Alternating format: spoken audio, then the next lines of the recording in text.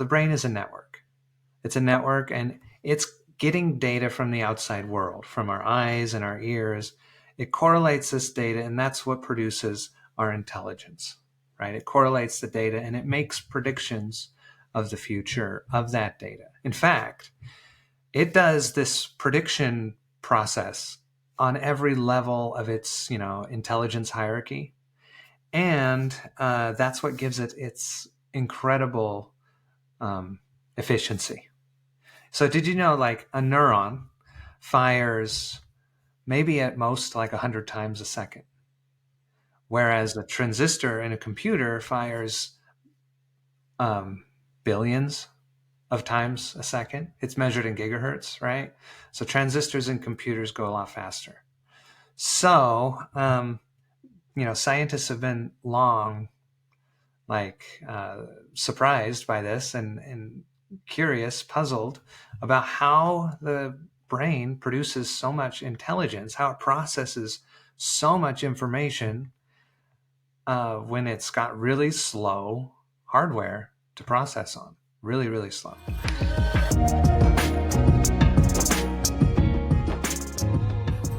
Happy Friday, ladies and gentlemen. Welcome to Vasl. This is your host, Ahad, again. I am quite excited about our guest today because our guest is bringing something quite interesting that I have never seen, but I have heard a lot of movies and videos and all pop fiction about this kind of a system. So I'm quite curious how this goes. Jordan, how are you doing today? I'm doing well. How are you?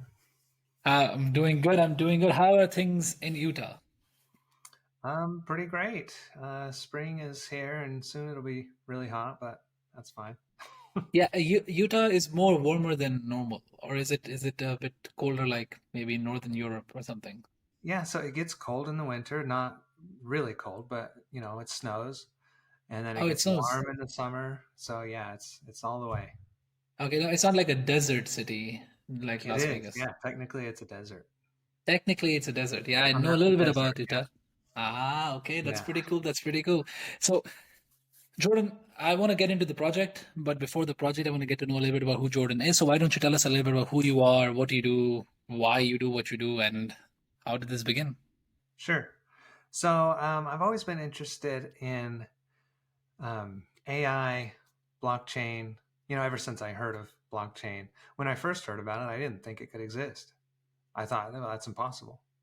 And so when I did finally look into it, I was shocked. I was like, this can exist. Distributed consensus is possible. We Yeah. don't need any gatekeepers. We don't need any, that's amazing. So I was really geeking out on the tech way back in the day. And I saw it as a way to make a distributed kind of network of AI bots. Um, so that's kind of what I've been working on for the last 2 years. So, when did you first find out about blockchain? Oh, 2012-ish. Yeah. Oh, wow. So you were very early in the game. Yeah. Oh, that's very nice. I do like what you said about distributed consensus. So what concern do you have, or what do you think is a problem with gatekeepers, and why is that a big deal? Because it gives them arbitrary power and control. I mean, like, for example, when I first saw blockchain or heard about it, I was like, okay, the only concept I hear is internet money.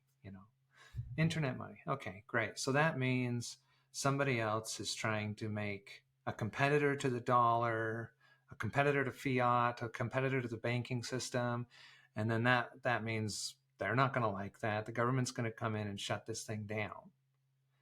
Okay, so I thought that they would have that kind of power. But when Yeah. I learned that it's a distributed system and there is no centralized authority of this, um, you know, Bitcoin or whatever, then uh, then they don't have that power anymore, right? They can't come in and shut it down unless they're willing to switch off the internet or something. Like, it's ridiculous. So this distributed consensus technologies take the power away from arbitrary kind of power hierarchies. Yeah. Yeah. Yeah. That, I like the word distributed consensus because I am also in tech, but I'm also quite interested in society in general. and power dynamics. And when you hear distributed consensus, you think a little bit more like, okay, this is democracy then, right? It's Yeah. not one person controlling everything. However, we see cracks in democracy in society already, right? We see the problems happening in the States, we see the problem happening in Europe, of how when you have distributed consensus doesn't mean you have arbitrary distributed consensus, right? It's not true in a way. It can still be influenced, it can still be manipulated. So why do you think a distributed consensus system works in this regard? Well, like the Bitcoin for money, it's very simple. All you have to do is instantiate the pattern of cash, which is something that I have, or the pattern of gold, we could say, and you've got it. But if you want to go any further, you get into human behavior, human feedback loops, and that's where like people start to clump together and say, "Oh, this way's the way to do it," even if there's better tech out there. So you get kind of psychological. Um, I don't know if I'd call them problems, but maybe inefficiencies, Yeah. and that's okay. We're human, but Mm. it Yeah, but causes issues. I understand, but how does that get fixed in this concept? Because as you said yourself, it is distributed consensus, but when people get involved, it starts getting a bit psychologically, there are more obstacles then, right? But no matter the system, we do live in a democracy, but we do see how human psychology or human weaknesses are exasperated in democracy. So that could happen in blockchain as well, because we do see in Bitcoin as well, like how Bitcoin is now being used as a speculative tool. And that is not the use of Bitcoin. That is by Right, design not the use of Bitcoin. right. But people made it into the use of Bitcoin, and now it's just buy and hold, and then it's gonna go up. And that's all the humans trying to make it into a system that it's not used for it, right? So how can we make sure the project that you're building, which we're gonna get to by the way, what the project is, uh, that you're building, how will that how will you make sure that that stays to its true purpose without gatekeeping it? It's a continual battle. So it's something there's no like silver bullet or anything. It's something that you've always got to keep doing. So, I mean, with the Satori Association, that's its mandate is to keep it decentralized in perpetuity. So, um, I think it comes down to a lot of different strategies, but decentralizing it in every aspect that you can is probably the main goal. Yeah. Walk us through, because I don't know if every one of our listeners are into tech that much to understand what decentralization would mean and what blockchain would mean in general. Because everyone has heard of Bitcoin, but not many people have heard of blockchain, and even less people understand how it works. So could you give us like a 101 on Sure. how Of blockchain blockchain. works and how distributed systems work, and what does it mean? How does it help in preventing gatekeeping? Yeah. So, I mean, blockchain is the technology that, Bitcoin runs on top of, or that a lot of other distributed consensus systems run on top of. The way that technology works is tethering, like who we trust or what's real to the amount of work that's been done. So we say, okay, we can run a bunch of computers that are all trying to find the solution to some problem. Whoever finds it first, all the other computers can check that solution very quickly and see that it was correct. But it's also something that's actually very hard to come up with. So it takes time to come up with the solution. So somebody finds the solution, they broadcast that out to the network, and then all the other computers can check it really quick and say, yes, that is correct.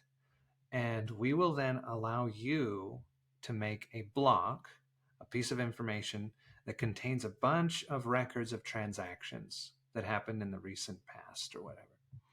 And then we're going to take that and we're going to add it to the ledger. And we all know that you were able to do the work. Therefore, we all know that this is trusted. So, yeah, it's basically the idea of being able to tether who we trust to the amount of work that they've done is what blockchain allows us to do. And that gives us distributed consensus. We can build other systems on top of that. Like we can build like kind of a generalized compute architecture on top of that so that we can have programmable money. And this is what Ethereum is and other systems. So If you've heard of smart contracts, that's what that is.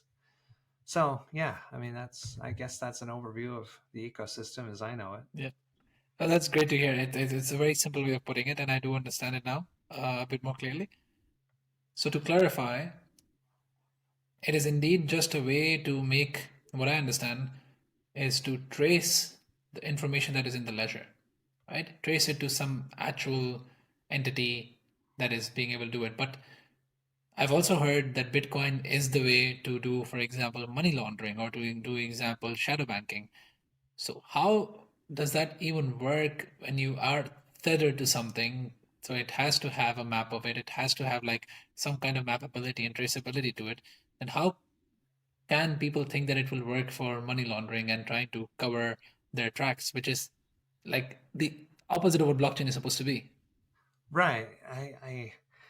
I've seen projects or people that are trying to do stuff like that, and you can do this. You can like tumble the money so that there's lots and lots of transactions. It's hard to follow, but technically those can be unraveled. It just takes a lot of work, right? Yeah. And So if it's those all records, digital, yeah. yeah, and if it's all digital, it can be automated. So I mean, I certainly, if I was a bad actor, I don't think I'd use Bitcoin for money laundering. That would be kind of probably a mistake in the long Yeah, run. because I did. I was shocked at myself because I read about this and I was like, I don't know much about this field, but I do know that that's exactly the opposite of what it's supposed to be because it is not anonymous money. It's not That's what anonymous. people think. It's not anonymous. It's actually the opposite of anonymous. So that's great. So we understand what blockchain is. We understand why you're interested in this. So now tell us a little bit more about SatoriNet. So Satori, I had this idea of saying, well, what when in college and afterwards, I mean, I've been interested in not just artificial intelligence, but how the brain creates intelligence. So I've noticed a few operating principles as I've researched the researchers. You know, I'm not a researcher myself, but I can read their distillations of what they've learned. And the brain uses some very important, the brain is a network. It's a network and it's getting data from the outside world, from our eyes and our ears. It correlates this data, and that's what produces our intelligence, right? It correlates the data and it makes predictions of the future of that data. In fact, it does this prediction process on every level of its, intelligence hierarchy, and that's what gives it its incredible um, efficiency. So, did you know like a neuron fires maybe at most like 100 times a second, Yeah. whereas a transistor in a computer fires um, billions of times a second? It's measured in gigahertz, right? So, transistors in computers go a lot faster. So, scientists have been long like surprised by this and curious, puzzled about how the brain produces so much intelligence, how it processes so much information when it's got really slow hardware to process on, really, really slow. And a few things kind of, we don't know everything about it, but we do know some basic operating principles of intelligence in the brain. One of them is that it has high parallelization. So every neuron can act independently. They're not waiting on somebody else. So Yeah. it's got a lot of parallel work that's occurring at the same time. Yeah. It's also got this algorithm which predicts the future of all of the inputs.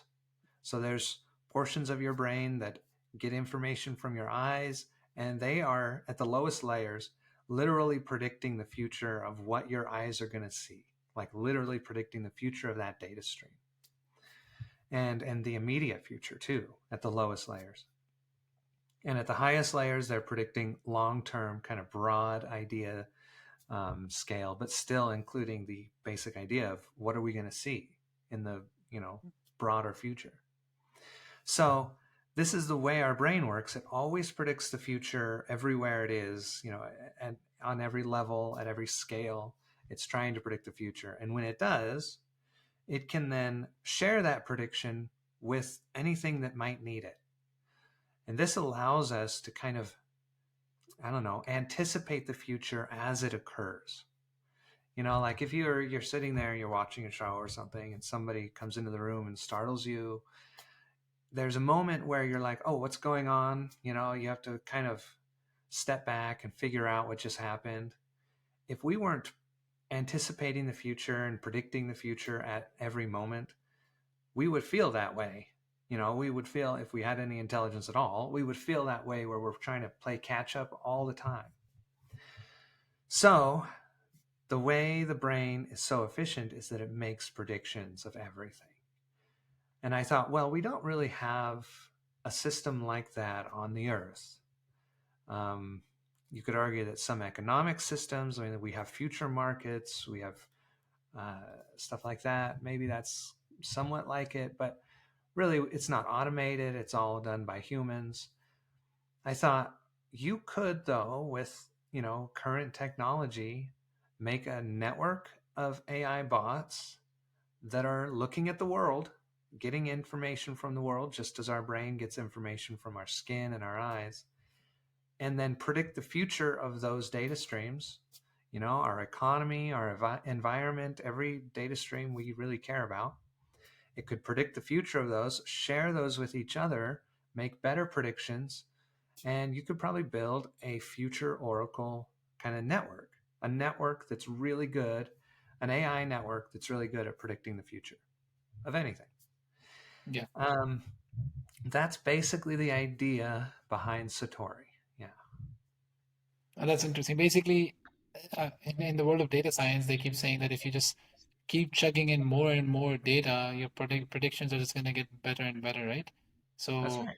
the whole point of distributed computing comes in here is because also you want to process a lot of data, A and lot doing of that data. at one it won't be possible. So parallelizing it is the way to be able to take in a lot of data and try to learn it. And you've been working on Satori for 2 years now. Yes. And is this Satori network a bit like uh, the current craze of chatbots that's happening, or is it built on the same technology, or is it It's something else? not built. Now, Satori is, first and foremost, like the network. So um, it can use basically any artificial intelligence algorithm in the Yeah, nodes that are running on this network. It could use large language models. It could use, whatever, as long as it makes a prediction of the future. yeah. So um, we have built a prototypical kind of minimal viable product um, AI engine, a default AI engine that lives inside a Satori neuron, but it doesn't use those advanced technologies right now. Okay. Mostly because it doesn't need to yet. I mean, I kind of anticipate that it'll evolve into that maybe someday, but it doesn't need to yet because we're mostly just ingesting numbers, like prices and temperatures and, data metrics. So we're mostly ingesting just numbers and we're Yeah, outputting predictions, which are in the same language as the raw data stream. They're numbers. yeah. So we can get away with using much simpler um, Regression techniques of sorts. algorithms. Yes, algorithms, and Uh, and especially because this network should be able to be run on basically any computer, like a home PC, and you're not going to train a large language model on a home PC. yeah, So um, it could evolve into a network of large language models or something like that. yeah, But we don't need to be doing that right now. We just do the simple version right now. yeah. So right now you're taking in prices and temperatures and basically numeric data, and you're trying to predict numeric data on every layer, and then you're building the layer over layer over layer to see that if you can predict anything.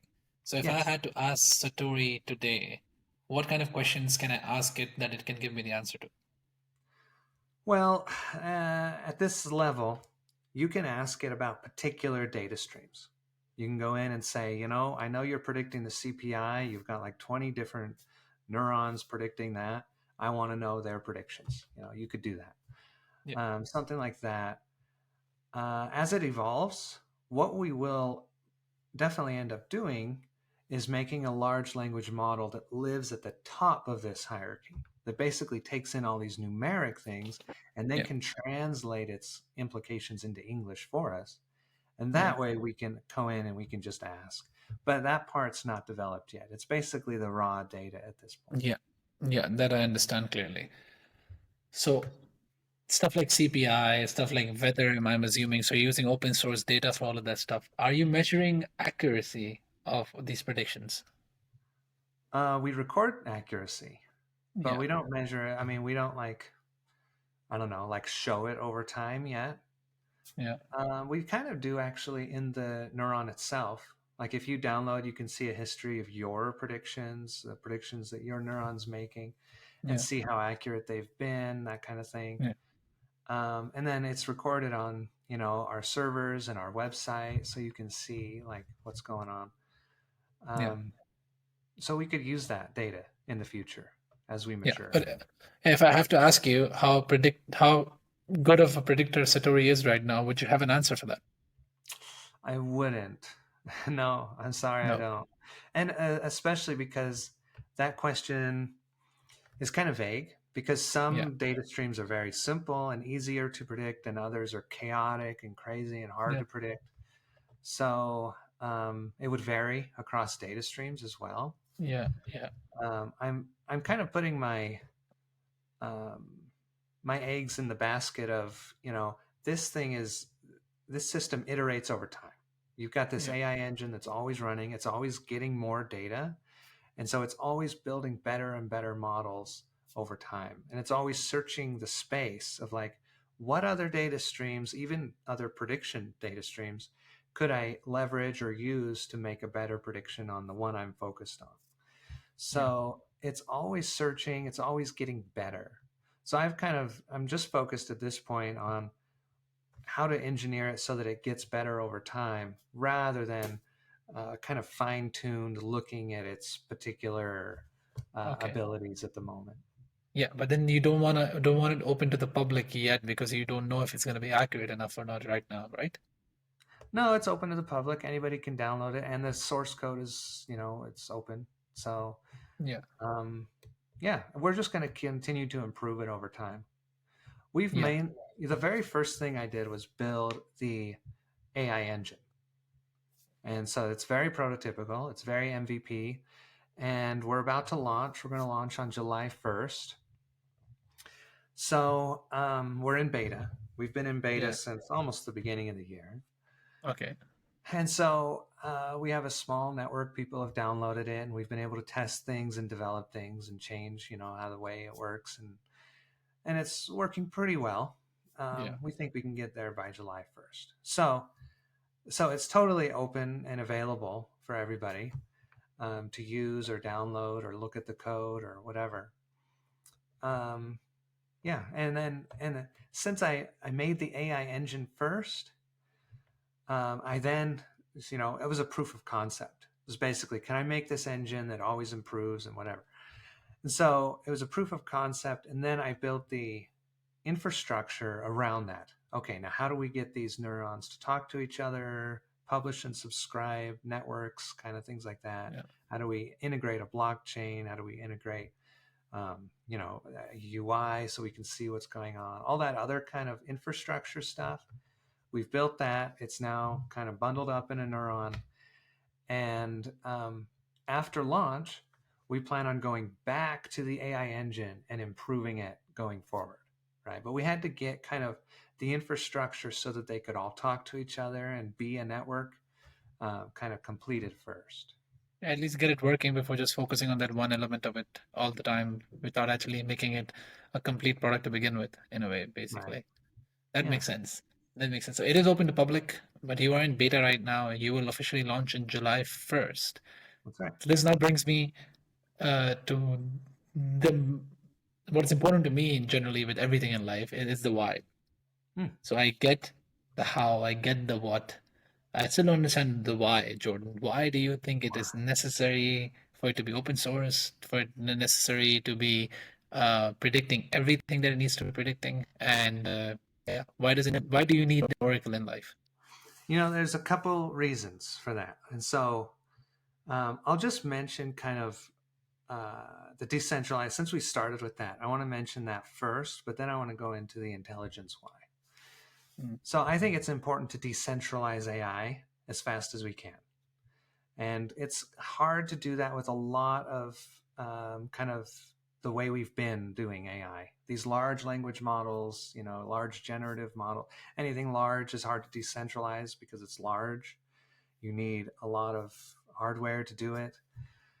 And if you do end up decentralizing it, like there's a project called BitTensor, it's a really cool project. It can Yeah. decentralize a large model on a network, very cool, but it has the problem of overhead. You now have to share the weights across the internet rather than Yeah. in your warehouse. And Yeah. so it's hard to build a decentralized AI solution that can compete economically with centralized solutions. Yeah. And this is because we've been building large models.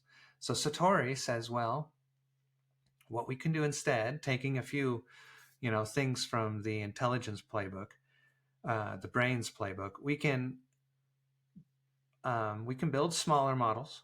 We can build a lot of them, and we can have unique redundancy. So the brain has a lot of redundancy everywhere. In fact, there's been cases you can lose half your brain and still function because you have the other half, which is pretty much just as good. So it's got crazy amounts of redundancy. But one thing it also has is unique redundancy. Every one of the models that it creates is unique. Um, your left side of your brain is not the same as your right. It's unique, but it can do most of the same things. So with Satori, we also want unique redundancy. Every Yeah. data stream that's being predicted should be predicted by more than one Satori neuron. Yeah. And every single Satori neuron has a unique set of inputs. So it's going to make a different model. So it's going to produce a different prediction, a unique prediction. And once you have that, we have that in our human Yeah. civilization. We're all pretty much the same. We got human Yeah. brains walking around, but we all have different genetics. They're slightly different. We have different life experiences, different cultures, different jobs, different family. And so we're all unique, which means when I remember learning about this as a kid, there's this concept of the wisdom of the crowd. You ask a bunch of random people, and they give you, if you ask enough of them and average their answers, they give you an answer that's either pretty close to an expert or better and it's pretty consistent. So you can get this wisdom of the crowd phenomenon through unique redundancy as well in computers. And that's what we're trying to do with Satori. And so once you can do that and you can say, oh, we can build a network of smaller units, we might be able to compete with centralized solutions. So I think it's very important to not have centralized AI. Knowledge is power. And so we'd like to decentralize AI wherever possible. And Yeah. its future prediction. The interesting thing about that, uh, since you're not building one huge, massive model across a network, you don't have to share the weights. You only share the output of each model. And so when you share the output of each model, others can ingest that and say, this can help me. I can leverage the work that this other neuron has done because the thing I'm looking at, the thing I'm predicting, is correlated with that thing that they're predicting. I'm predicting the price of gold. They predicted the price of silver. These two are correlated. Instead of ingesting the price of silver at the moment, why don't I ingest their prediction of the future price of silver? And I can use that and I can leverage all the work that they've done to produce that answer. So Yeah. you can't do this with a lot of other models. You couldn't do this when you're building a language model or a generative, kind of image model or something. You can do this though with time. because all things are correlated in time. So time, specifically, future forecasting, prediction of a global kind of time that we all exist in, that is uniquely suited for decentralization. It's an AI realm that's uniquely suited for decentralization. So I think we should decentralize it from the beginning. And so that's what Satori is, and that's its why on the decentralized front. So you use time as the common denominator for most of your neurons in the data set. Yeah. Yeah. So I do understand. I do have follow up questions on the why, but even on the technical aspect of it, I have some follow up questions on you take predictions from another neuron and then you use that to predict it. But at a certain point, your ingestion for more data will grow to become more accurate, right? And Yeah. that means still that then those computers who you are running on will now suddenly start to feel like, okay, we need more data to be input, so more processing power is needed. And then aren't you gonna slowly move towards a more centralized model? It won't be centralized, but it will be power hungry. And then when it becomes power hungry, quite naturally, some people like Airbnbs, like Bitcoin, like everything else in life, when people see an opportunity, they use their money to grab it. Right. So even if you have decentralized processing on Satori, some people might buy up shitloads of hardware and then start running a mini server room in their house, and then they host a lot of Satori neurons there. Exactly. But then they start controlling a lot of the processing power of Satori. Won't that influence the decentralization process? In any, I mean, to an extent it would, but in any system, you're going to have that. You're always going to have this power law distribution. It's like, how are you going to get away from that? So, but what you Yeah, can do is let's compare the Satori intelligence mining, which is making predictions and trying to make better ones. Um, let's compare that to like Bitcoin mining. yeah, So Bitcoin mining is guess and check. It's saying, okay, nobody knows the answer. We're looking for this really large number. Nobody knows what it is. And there's no way to figure out what it is. All we can do is produce a number, see if it works, and if it doesn't, throw it away and produce another one. And that's Bitcoin mining. You are yeah, guessing and checking. yeah, This process, since it's one algorithm, it's like this is the only thing you can do, is really, really susceptible to centralization because you can do it on a CPU for a little bit when nobody knows about it, and then when people start figuring it out, they start using GPUs, and okay, now I have to use GPUs, and then people start using FPGAs and ASICs. And once you get to ASICs, it's like the hardware is the function that you're doing. So it's completely optimized. Whoever's got the ASIC is, winning all of the things. So it it commoditizes really quickly. It commoditizes. It centralizes. It commoditizes extremely quickly. yeah, And when you're doing intelligence mining, you can use a lot of different algorithms to produce a prediction. In fact, you can use an ensemble of algorithms. You can use all kinds of stuff. So, and you can use a lot of different data streams. And so you're going to have a unique perspective in perpetuity. Like whatever you do, you're going to have a unique perspective. And since you can use different algorithms, it doesn't commoditize as fast. So there's no like one size fits all solution. There probably is, but we don't know what it is yet. Like we don't have AGI. We don't have intelligence, the best intelligence algorithm. And the no free lunch theorem says, there is none because it's all relative to the data in which you're, ingesting. So even though it will inevitably commoditize over time, it takes a lot longer. And there's still niche areas that you can capitalize on, even if you have a small computer. So if you get more hardware on the Satori network, that means you can predict more data streams, and that basically means you can take part in more competitions. and say, I'm going to compete on this data stream, this one, this one, this one, this one. You can um, you can also predict more complicated data streams. So, like we mentioned earlier, all data streams are on an entropy spectrum. Where on one side it's perfectly predictable, very easy to predict, it's obvious what it is, and on the other side, it's really chaotic. Nobody really knows how to predict it. So prices are more chaotic than I don't know, probably the weather. Um, or definitely something like demographic movements or something like that, Yeah. right? So every data stream lives on this spectrum, and what will naturally happen is that those that get more hardware will end up using that hardware to predict more complicated data streams because they can make more nuanced models and they can build better predictions. Yeah. So what I think will happen is that those that don't have that kind of hardware, all data streams will have basically a power law distribution where a few really powerful predictors are really good at that and they win most of the time.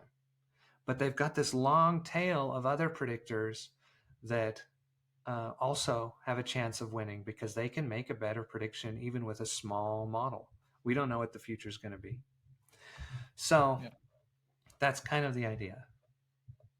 I understand the power law distribution, but even that distribution, you have the one with the most resources wins, because the problem in my head is that we are basing all of this in capitalism, right? And if you have a mindset or an economic system like capitalism where you're operating, resource, you can say resource scarcity wins at the end of the day, right? So if you have more hardware and you're able to predict better models and better predictions, those predictions are going to be more valuable. So, for example, I do not know how the Satori network is going to earn money. It is open source, right? And it is free, So, but people will pay less money to know the weather tomorrow compared to more money to know the stock market tomorrow. right. And those people who have the higher hardware will be able to predict the stock market tomorrow using your models, and because of that they can get the highest bidders. So it wouldn't it be still centralizing in a way, even early on in the game, just by putting and throwing more computing power on it? Well, you mentioned people will pay for different data streams. So Satori has kind of a two-phase approach. In the first phase, as we're, fledgling and we start to scale, we're trying to build a public good. So the public good is a world model of everything that matters to all of us, right? Like I don't care what this other company's sales are going to be next quarter. They do, but I don't, right? I might care about something more like the CPI, broad kind of data streams that affect everything or that inform Yeah. everything. So that's what Satori is going to be put to use on at the beginning, is Yeah. building these predictions on these data streams. This is the public good, and so nobody's really paying for that. In Yeah. other words, um, they're predicting it, and the Satori token is getting minted. That's what's rewarding the predictors for a Yeah. while, right? Until that network matures. Once it is mature, though, we have a bunch of AI engines, a bunch of AI bots, a bunch of models that have become really good, specialized in a certain set, unique set of data streams out there in the world. So they understand very niche things. We can then layer on top of that a market to bring all that AI labor to market. Yeah. And that's the predictions that individuals and companies and governments will pay for. They'll say, Yeah. okay, now that you have this large world model, I want you to take my data, since you understand this kind of industry or whatever it is. I want you to take my data and de-silo it, correlate it with the world model, correlate it with everything that's out there, and tell me what the future of my particular data will be. And for that, I'll give you a fee, right? And you're not going to broadcast that prediction out to everybody like you would with the public good. You're just going to send it back to me. So we have now a market. We provide a private market and a public good Yeah. in tandem. Yeah. So, yes, I think especially in the private market, whatever people are willing to pay for will kind of get that. But even if you have a small hardware, you can provide some value. You know, the pattern is more about let's get a lot of predictors that predict this thing rather than let's get one amazing predictor, right? And we see this in the market too. Even though, there's Coca Cola, there's competitors to Coca Cola, and there's a long tail. And so you know, so you're always going to end up with, even if it's just one or two, oh well, probably two or three large competitors at the top, you're going to end up with that kind of pattern everywhere.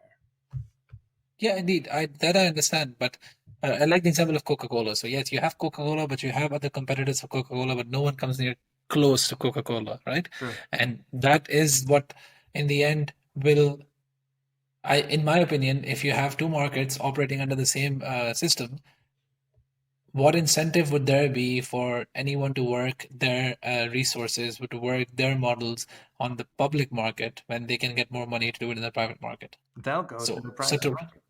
Yeah. Yeah, but then won't you think again by law of capitalism, no one will stay in the public market anymore because first they don't get paid, private market gets paid, public market only gets a Satori coin, whose value we don't know yet.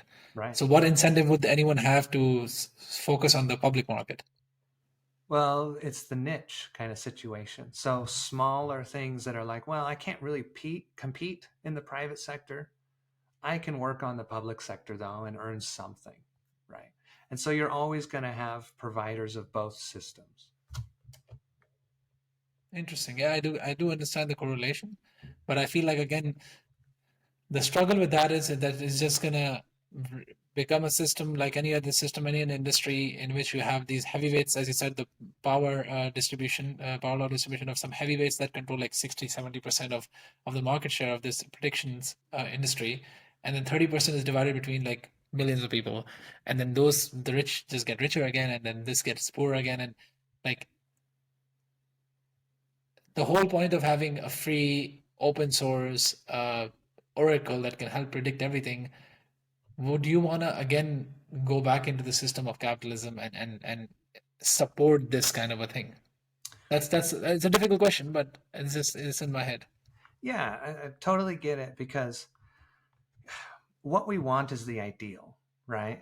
We want the Yeah, ideal. I mean, humans are naturally perfectionists. We're like, and that's kind of the fall of Adam, I mean, that's like, once we can imagine a better world, we're kind of screwed. We're like, oh, well, I don't yeah, live in that world, and so yeah, so um that's kind of part of the fall, I think. I mean, on kind of a symbolic kind of situation. So I totally understand um, that situation, but I always have to look at the alternative. Okay, so what's the alternative? The alternative is we don't build Satori and we don't even try to decentralize it. We're just kind of like, well, whatever. And somebody like Google figures this out, and they put large resources into making their own private kind of network or whatever, and they build huge massive models themselves, and really it's all centralized from the beginning, right? Like, yeah, that's the alternative. There's no alternative that's like, oh, we're going to solve capitalism. Like, and if there is yeah, that alternative, we have to start here. We have to start with like, well, yeah, what can we do today, or what can we envision today that will make it incrementally better than what would inevitably happen if we do nothing. And that kind of goes to the philosophy of development that we've had at Satori, that I've kind of I didn't have a choice not to have this philosophy. And this is essentialism. From the beginning, I was like, okay, this is a radical idea. Nobody kind of sees this yet. That's kind of why I called it Satori, because I was like, the AI people haven't noticed that future prediction is kind of really important in AI. And the blockchain people haven't noticed that this is how you can combine blockchain with AI really well. So I was like, this is an aha moment, at least for me. Why don't I call it aha, right? I mean, that's what Satori is. It's an enlightening moment. So I thought, I'm sorry, where was I going with that? We were talking about capitalism. Oh yes, yes, indeed. So Yes. Oh, right. The basically, philosophy of yeah, development. So I was like, since nobody has this kind of, nobody's working on this, this is radical. I thought, I'm just going to have to build it because I cannot go out there and find investors and, whatever to kind of pitch this to. Everybody's going to be like, I don't even know what you're talking about, or I don't think it'll work, or whatever. Right. I mean, that's where I'm at. So I yeah, thought, I'm just going to have to build this, the very most basic structure of this, because I'm only one person. I'm going to have to build the MVP of this myself. I'm just going to have to do it. There's no other yeah, way that this can get done. So from the beginning, I had to have this philosophy of, first of all, I can only do what I can do. And second of all, I have to do what's essential because I cannot put any effort into kind of anything else. I can't make any bells and whistles. I can't prematurely optimize anything. I have to make the yeah, basic form of every aspect of this system. yeah, And then once it's in place, each one of those forms can evolve and get better. But until then, I have to be very essential. And, as I've been doing that and I've realized, I think that should actually be the strategy in perpetuity. Just do what is essential right now to make the system better incrementally. And so yeah, I guess that kind of talks to that philosophy of like, we can only do what we I can do. yeah, I understand that. I understand where you're coming from, and I do understand your perspective and your binary outlook on okay, what is the alternative?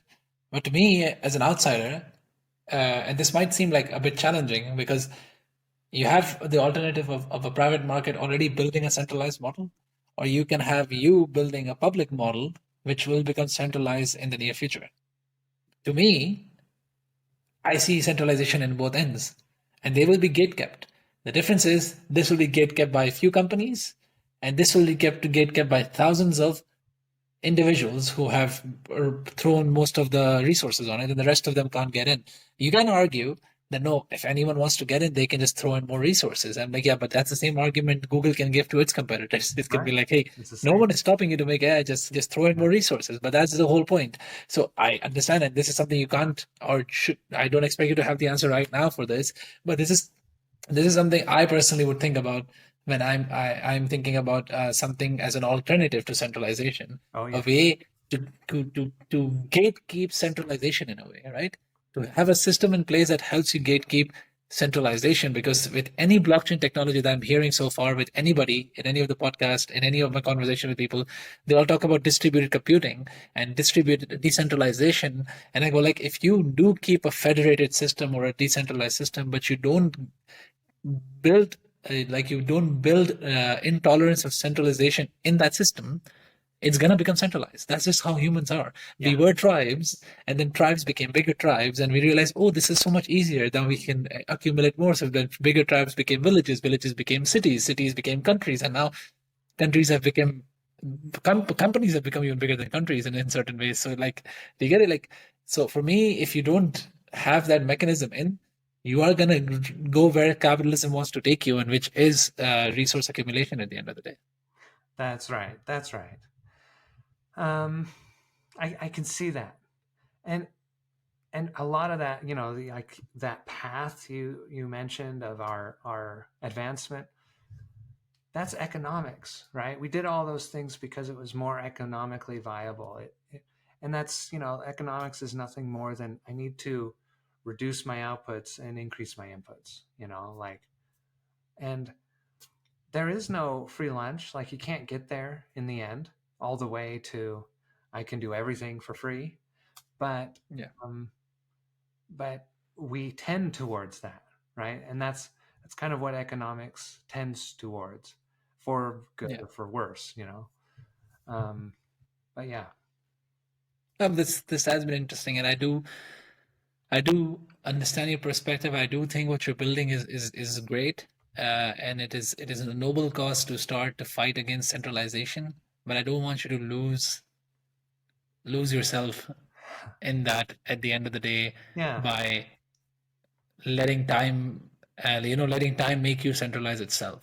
And I right. don't mean that in a I don't mean that in a bad way, in a way that I don't think you're right or something. I just mean that in a way that comes to, from an outsider point of view, it comes into mind that, yeah, we have to think about this, because if we don't think about this, then we're going to end up exactly what we are trying to build against. And Yeah, that in essence is a very interesting point based on the philosophy that you were talking about of essentialism, right? When you look at now, you go like, okay, but now, leave the past, leave the future. Now, if I look what I can improve for tomorrow, that's it. And then tomorrow you go like, okay, now what can I move for tomorrow? You sometimes miss that you're going towards a place you don't want to go because you don't have a long-term plan, because you're only looking at now, right? that's right. And then now, suddenly you reach when you're like, how did I get here now? And you go Yeah, like, oh shit, because I didn't look past. And yeah, I get the philosophy of essentialism, because you are constrained by capitalism. You cannot build something for free. You have to pay the bills. You have to eat. You have to do this stuff. right. And even if you make Satori on your side job, for example, while working normally, you do release it to the public, you will still have to maintain it. You will still have to feed the data streams, and that ongoing overhead will still have to be paid. So we are, in essence, we are constrained by democracy, by capitalism at the end of the day. And no That's matter right. how much you try, Yes, it's yes. like it's That's in the right. theme. We're constrained by it. Absolutely. And I realized that in my early 20s. I was like, okay, the arguments, socialism or capitalism. And I said, well, let's go to the extremes. Let's look at like extreme communism. And I Yeah, noticed that what does the government end up doing in extreme communism? yeah, They sell government influence. They sell, yeah, okay, you can be in charge of this industry, right? They sell this arbitrary power.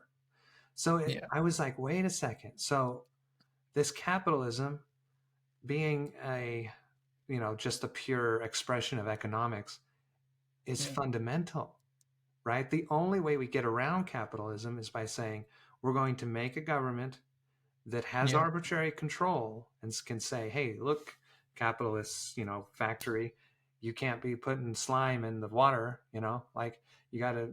And so that's the only way we can get around it, is through yeah, arbitrary control. Now, but yeah, at the same time, that control is subject to the same laws of capitalism. So yeah, you got to be really yeah, careful. And so I have given some thought, mostly on the side of, okay, how do we make the Satori Foundation or association or something? Like, how do we make that organization not become a corrupt government? Right. So that's kind of been where my focus has been, as far as trying to get it as decentralized as possible.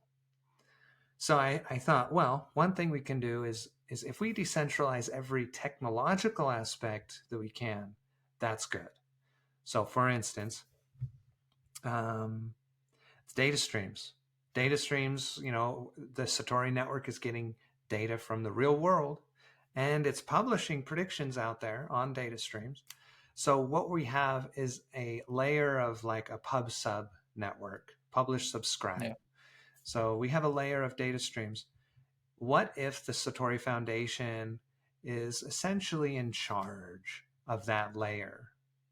That's a problem, right? Because then it can pick and choose, and it yeah, can say, oh, well, that data is not, gonna make it through. yeah, So we don't want that. So what do?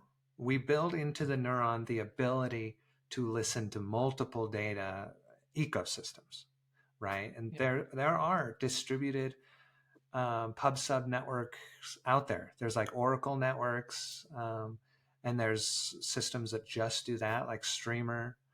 And so we can build in the ability to talk to multiple networks, and that gives it, that takes away that avenue or attack vector for a governing entity to be evil, right? To be corrupt. Yeah. So as my focus has been on, okay, how do we take away that power from any potential governing entity of this system? And I feel like dealing with the fundamental economic issues that you've kind of brought up is something we're going to have to do once we're more intelligent. Because I'm like, I don't know how to solve that one. That's Yeah, and economics itself. yeah, and to be fair, and to be fair to you, you're not supposed to know yet, and that's a commendable thing to say, right? That, yeah, I don't know yet. We'll figure it out, but I don't know yet. Right. Because yeah, that is, you don't have enough information to make that decision. Capitalism is also a system that came in hundreds of years ago. Before that, it didn't exist. It was absolute monarchy, or governments and monarchies controlling everything. You had no free markets. So you already have an evolving of a system. Maybe there's another evolving. Communism was a system that evolved from capitalism, and you realize that the bads of capitalism, you thought, you know what, this would make sense, and then you go like, this doesn't really make sense much, and now you're going to evolve into something else. So it's a constant effort of learning, exactly how your Satori network works, right? It's a constant effort of learning and predicting and trying new things, and I'm looking forward to seeing what you come up with in July. I am quite excited about it. I want to now wrap it up, and for that, I want to give you some space to talk a little bit about where we can find you. What are the links that you have? If you share with them with me, I can put them on the show notes of this podcast, so they can also people can also click on it if they are interested. So, yep, if you want to say anything. Sure, sure. The website is satorinet.io. There, I mean, you can go on there. The best thing to do is just go click download and go through the process. Download it. It's pretty easy. It should run on any kind of Windows, Mac, Linux. I think it's pretty easy to set up. And once you set it up, it just runs, right? Like, and we're going to build it. We're going to add more features so that you can do things like have a little more control over what data streams you want it to predict and stuff like that. But right now, it's just kind of a set it and forget it. It goes out, it finds good data streams, it starts predicting them, and that's it, right? So anyway, you can go and you can just download it. If you don't want to download it yet, or maybe you just want to wait till launch, chances are if you download it right now, you'll probably have to download it again after launch. But you can put in your email. And if there's any huge announcement, we'll email you. We're not going to bombard you with a bunch of little things. But if there's a big announcement, we'll email you and we'll put it on Twitter. So that's kind of probably the way to, if you want to actually program it, you want to be part of the project or anything like that, you can get on our Discord. And so I'm always on the Discord and you can just talk and, we'll figure something out. But That's good. yeah, that's probably the 3 different things you could do. Great. I will ask you for the links, and if you send it to me, I will attach them to the show notes so people can reach out to you on Twitter, on the website, or on Discord if they need so. Thank you so much, Jordan. This was a wonderful conversation. Of course, a little bit more technical, but I feel like those who are interested will still listen to the end of it. And I really enjoyed the second half of the philosophy of the conversation more, because those kind of topics really give me energy. I hope this conversation gave you energy. Oh, it's great. And I am grateful that you could come to the podcast. Thank you so much, Jordan. And I'll see you next time. Thank you. Thank you. And thank you, everybody, for listening. I hope you enjoyed this conversation as much as I did. And I will see you next Friday. Bye bye.